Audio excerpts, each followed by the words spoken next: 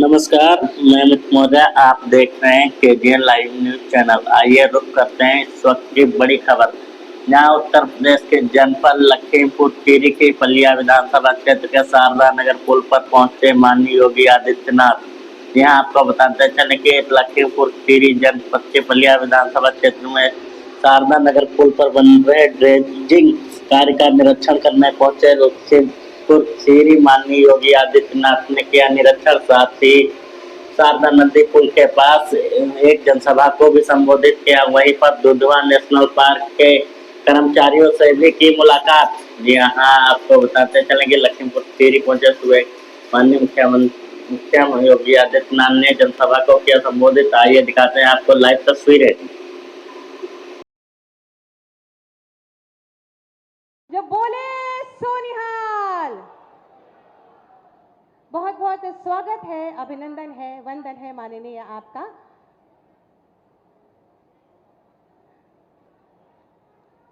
बहुत बहुत धन्यवाद आप सभी का। इस औपचारिक स्वागत के बाद मैं अनुरोध करूंगी माननीय विधायक पलिया माता की, भारत माता की, भारत माता की, वंदे वंदे वंदे। मंच पर उपस्थित उत्तर प्रदेश सरकार में मंत्रिमंडल के मेरे सहयोगी, जल शक्ति मंत्री श्री स्वतंत्र देव सिंह जी, प्रभारी मंत्री लखीमपुर खीरी श्री नितिन अग्रवाल जी,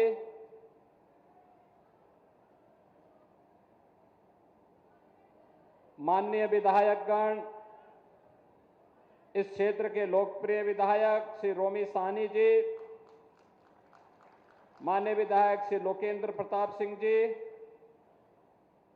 माननीय विधायकगण श्री अमिन कमन गिरी जी, योगेश वर्मा जी, श्रीमती मंजू त्यागी जी, श्री शशांक वर्मा जी, श्री विनोद शंकर अवस्थी जी, श्री सौरभ सिंह सोनो जी, भारतीय जनता पार्टी के जिला के अध्यक्ष श्री सुनील सिंह जी, नरेंद्र सिंह जी, जिला प्रभारी श्री वासुदेव मौर्य जी, नगर पालिका पलिया के अध्यक्ष श्रीमती लक्ष्मी देवी गुप्ता जी, नगर पालिका गोला के अध्यक्ष श्री विजय शुक्ला जी, प्रमुख पलिया श्री वीरेंद्र कुमार शुक्ला जी, प्रमुख निगासन श्री अमनदीप सिंह जी, नगर पंचायत मैलानी के अध्यक्ष श्रीमती कीर्ति माहेश्वरी जी, हरप्रीत सिंह जी, मंच पर उपस्थित भारतीय जनता पार्टी के सभी पदाधिकारीगण और आज लखीमपुर खीरी के पलिया, निगासन आदि क्षेत्रों की बाढ़ की समस्या के समाधान के उद्देश्य से आयोजित आज की सभा में उपस्थित बहनों और भाइयों, मैं सबसे पहले पहलगांव में भारत के उन पर्यटकों पर जो देश के अलग अलग राज्यों से जाकर के एक भारत श्रेष्ठ भारत की तर्ज पर कश्मीर से कन्याकुमारी के प्रधानमंत्री मोदी जी के अभियान के साथ जुड़कर कार्य कर रहे थे, कायराना आतंकी हमले की निंदा करते हुए उत्तर प्रदेश वासियों की ओर से उन सभी परिवारजनों के प्रति जिन्होंने अपने परिवार के सदस्यों को खोया है, उनके प्रति अपनी संवेदना व्यक्त करते हुए दिवंगत आत्माओं के प्रति विनम्र श्रद्धांजलि अर्पित करता हूं। बहनों और भाइयों, सभ्य समाज में आतंकवाद की और सबकी सुरक्षा पर आधारित है, लेकिन अगर कोई सुरक्षा में सेंध लगाने का दुस्साहस करेगा तो उसके लिए जीरो टॉलरेंस की नीति के तहत उसको जिस भाषा में समझेगा उस भाषा में उसका जवाब देने के लिए आज ये नया भारत तैयार है। प्रधानमंत्री मोदी जी के नेतृत्व में ये नया भारत किसी को छेड़ता नहीं, लेकिन अगर किसी ने छेड़ा है तब उसको छोड़ेगा भी नहीं।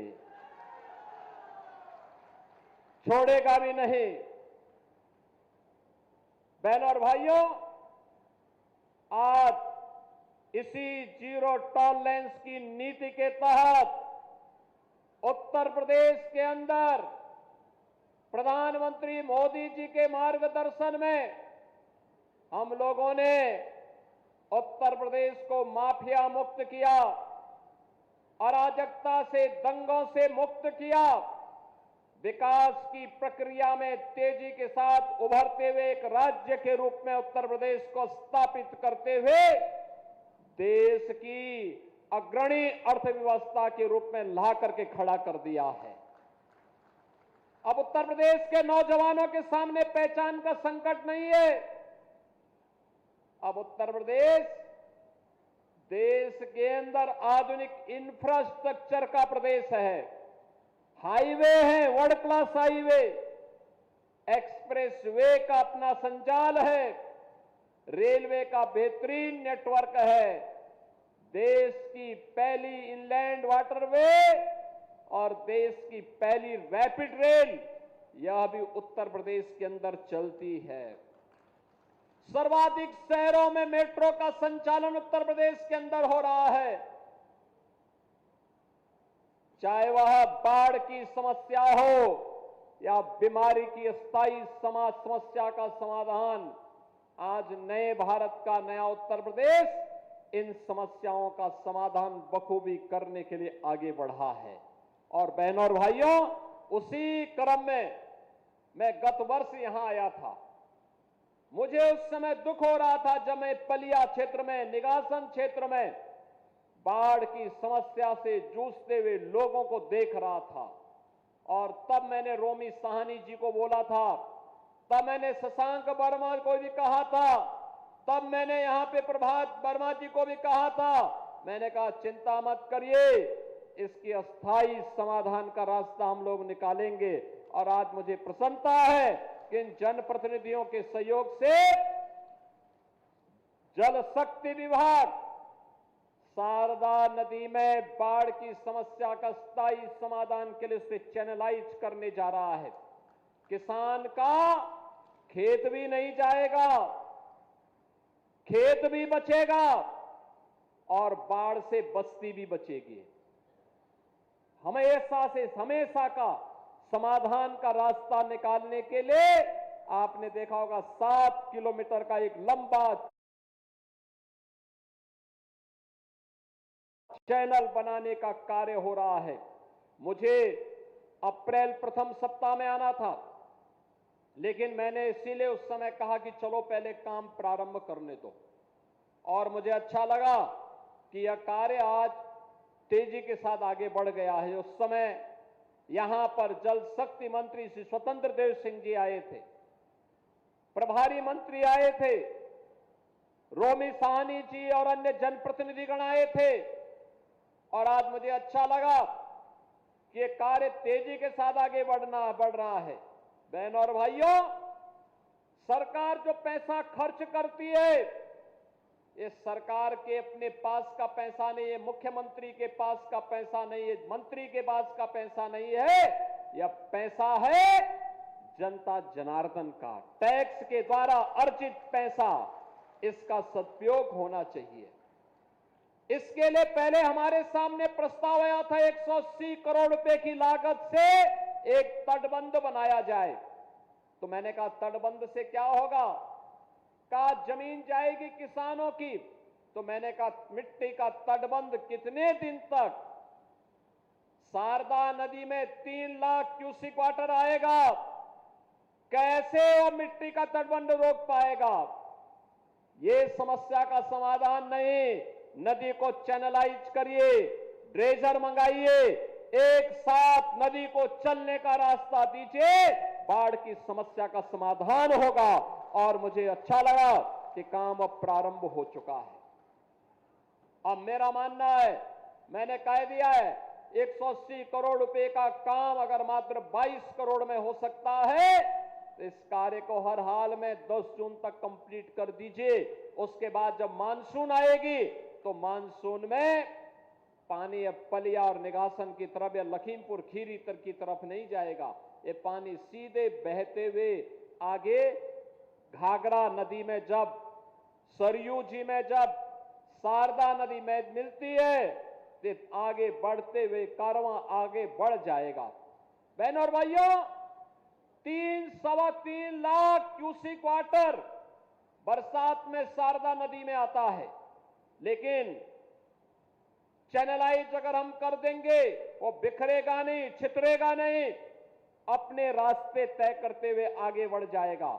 किसान की फसल भी बचेगी। साथ गन्ना मूल्य के भुगतान के बारे में जो चिंता यहां के जनप्रतिनिधियों की है, बहनों और भाइयों, हमने तो पहले दिन से कहा है कि किसी को भी अन्नदाता किसानों का शोषण करने की इजाजत नहीं देंगे, किसी को भी नहीं देंगे।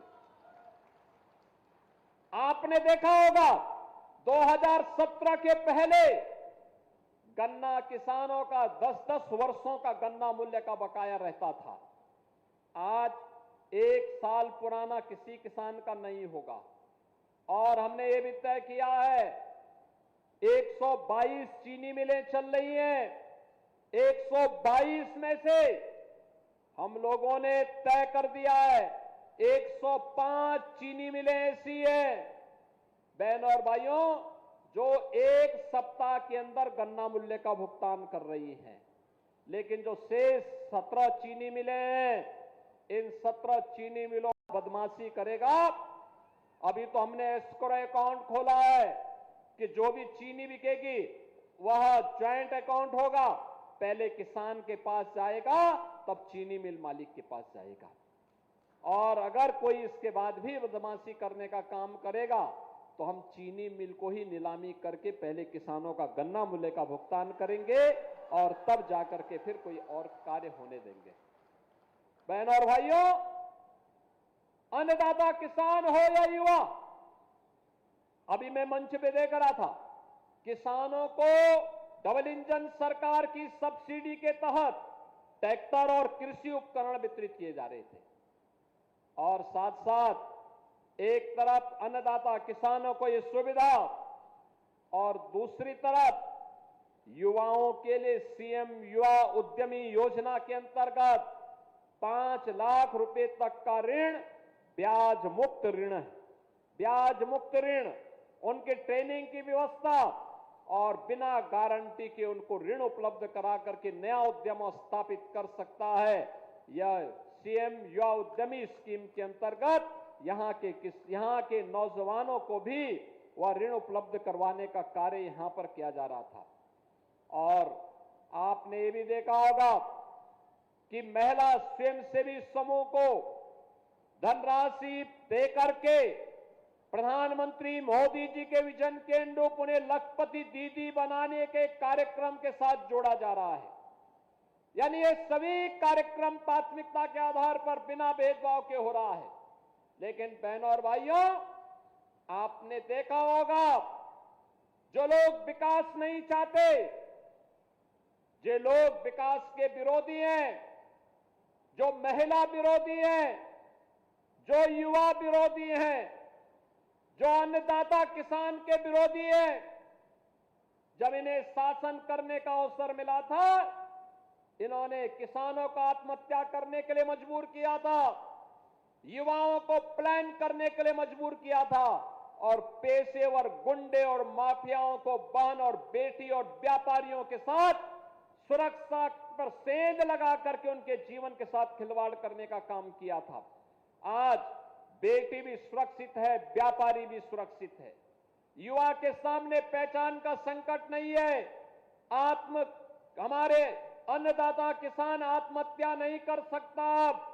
क्योंकि शासन उनके द्वार पर है, उनकी सुरक्षा के लिए। बहन और भाइयों, ये लोग राणा सांगा का अपमान करेंगे, छत्रपति शिवाजी महाराज का अपमान करेंगे, लौह पुरुष सरदार वल्लभ भाई पटेल का अपमान कर रहे हैं, बाबा साहब भीमराव अंबेडकर का अपमान कर रहे हैं।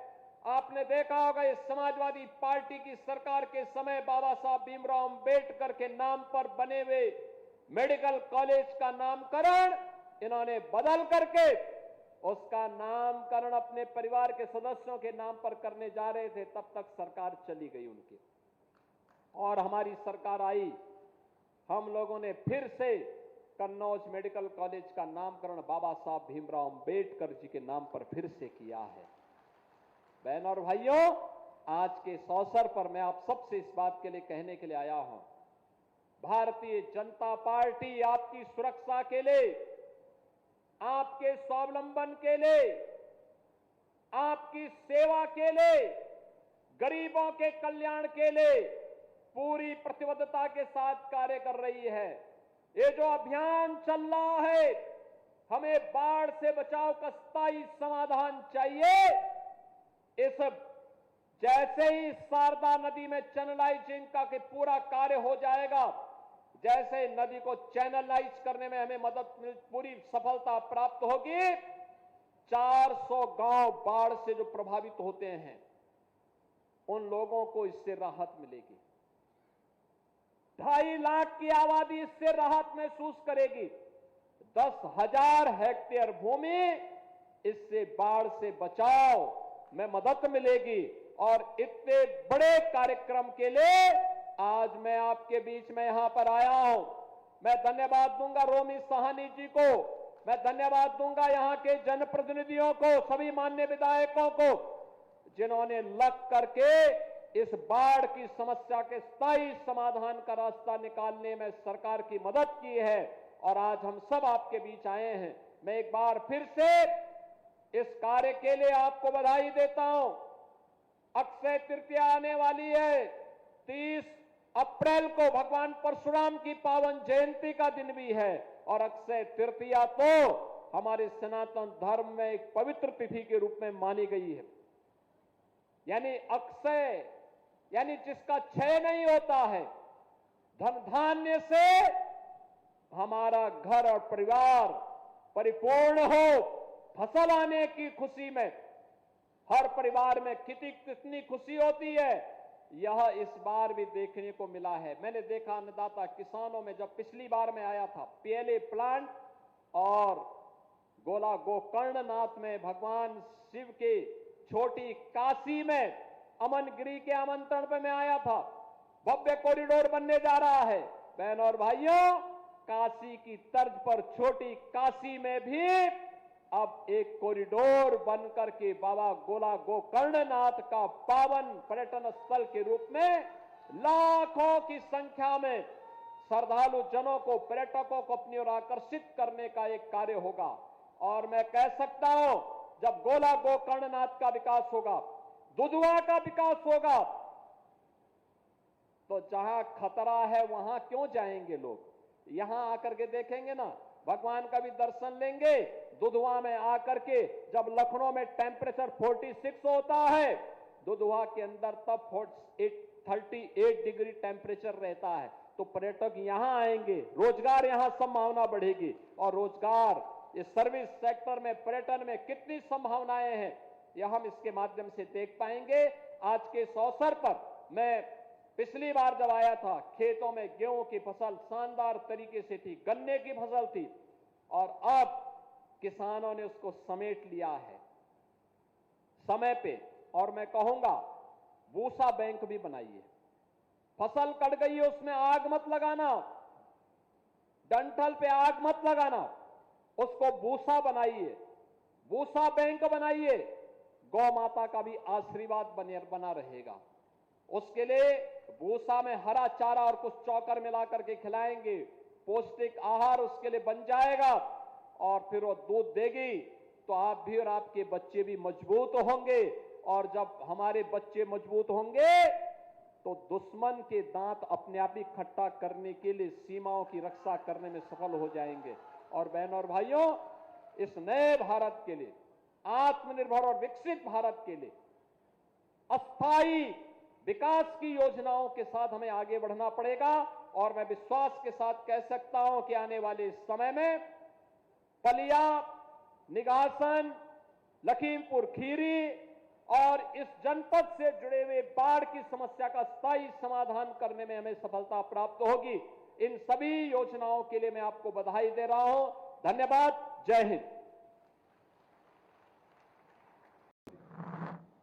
पूज्य योगी आदित्यनाथ जी, मंच पर बैठे हुए हमारे सभी मंत्री, सम्मानित विधायकगण, यहाँ उपस्थित जनता जनार्दन, ये महत्वपूर्ण है। यही नहीं, पूरे राज्य के अंदर महाराज जी जब से आए हैं 17 के बाद, बाढ़ की समस्याएं का धीरे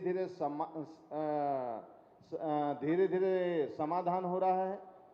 और पूरे राज्य के अंदर इतने बड़े भयंकर बाढ़ आया और रिकॉर्ड भी टूटा, लेकिन एक तरह का कहा जाए कि शून्य, किसी प्रकार की जनहानि नहीं हुई राज्य के अंदर, एक भी जनहानि नहीं, ना हानि हुई किसी तरह, और न कटान, ज्यादा नुकसान भी लोगों का ना हो, इसको भी बचाव के लिए काम किया गया।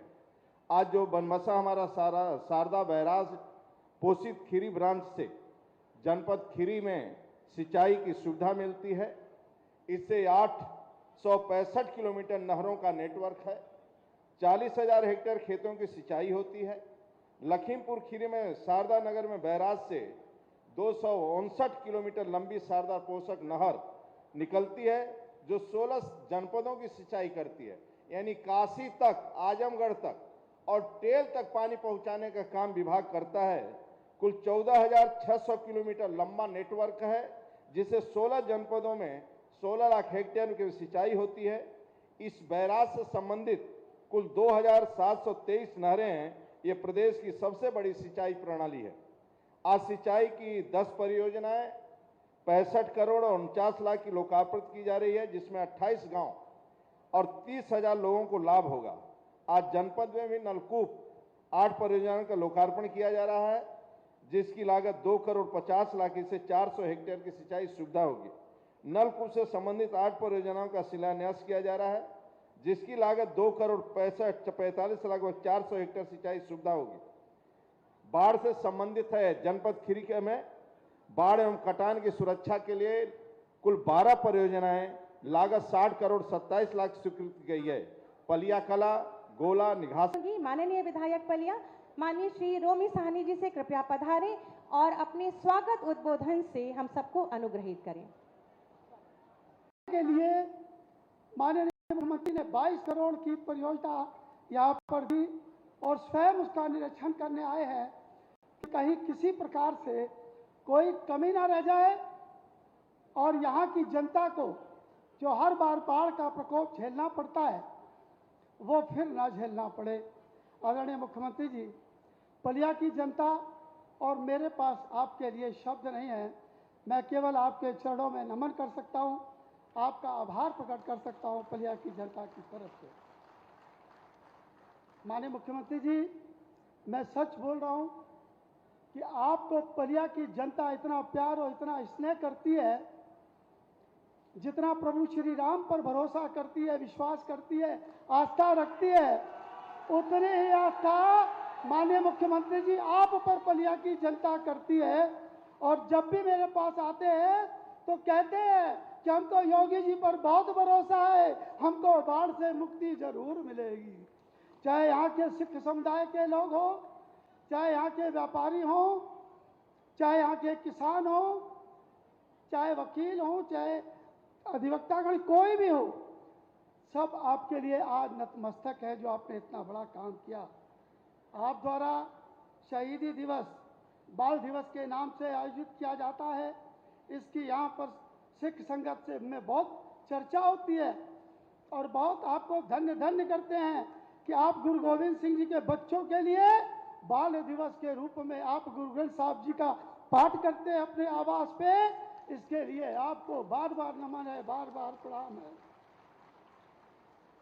माननीय मुख्यमंत्री जी, प्रतिवर्ष क्या बाढ़ आती थी, आपने मजदूरों का, किसानों का, व्यापारियों का दर्द समझा, इसके लिए मैं आपका बहुत बहुत आभारी हूँ। 3 बातें और हैं माननीय मुख्यमंत्री जी, अगर ये किसी तरीके पूरी हो जाए तो ये मेरा पलिया स्वर्ग बन सकता है। उसमें सबसे बड़ी चीज़ है सुहेली नदी की डिसिल्टिंग हो जाए, जिसमें बहुत बड़ा खर्चा नहीं है माननीय मुख्यमंत्री जी, और ग्रांट एक्ट की ज़मीनों में जो हैं कई 20-30 गांव, उनको अगर भूमिदर हो जाए, हालांकि वो पूरे प्रदेश की योजना है, फिर भी मैं आपसे निवेदन करूंगा कि अगर उस पर आपकी कृपा हो जाए। और एक समस्या और है किसानों की माननीय मुख्यमंत्री जी, सारी चीनी मिलें भुगतान कर रही हैं, लेकिन बजाज चीनी मिल हमारा भुगतान नहीं कर रही है। हमारे किसान बहुत परेशान हैं। आपकी दया की ज़रूरत है, आपके आशीर्वाद की ज़रूरत है। आप एक आदेश देंगे तो हमारे पलिया का सब भला हो जाएगा और मेरा पलिया क्षेत्र स्वर्ग बन जाएगा। मैं आज पूरा प्रदेश, सारी बहन बेटियां, परिवार सब सुरक्षित है आपकी कृपा से। जब तक आप हैं पूरा प्रदेश सुरक्षित है। माननीय मुख्यमंत्री जी, आपने पलिया को सुरक्षित कर दिया बाढ़ से, इसके लिए मैं बार बार आपको नमन करता हूं, धन्यवाद देता हूं। ज़्यादा ना बोल के एक बार फिर सभी आए हुए हमारे माननीय मंत्री सत्येंद्र देव सिंह जी, नितिन अग्रवाल जी, मेरे आए हुए सभी विधायकगण, मेरे सभी ब्लॉक प्रमुख, मेरे सभी चेयरमैनगण, नगर पालिकाओं के अध्यक्षगण, सभी का बहुत बहुत आभार प्रकट करता हूं। इतनी गर्मी में वो देख के लोग खड़े हैं, मजदूर किसान, आपको सुनने के लिए, तो मैं आपको पूरा टाइम देता हूं। आप सबको आशीर्वाद दीजिए और अपनी कृपा हमेशा। पलिया एक डूब क्षेत्र है, पलिया बहुत पिछड़ गया बाढ़ से, आप इस पर अपना आशीर्वाद बनाए रखिएगा। जय हिंद, जय भारत। एक बार बोलिए भारत माता की, भारत माता की जय। बहुत बहुत धन्यवाद माननीय विधायक जी। दमदार तालियां मंच तक पहुंचाएं मित्रों, जोरदार तालियां से शुभकामनाएं मंच तक प्रेषित करें।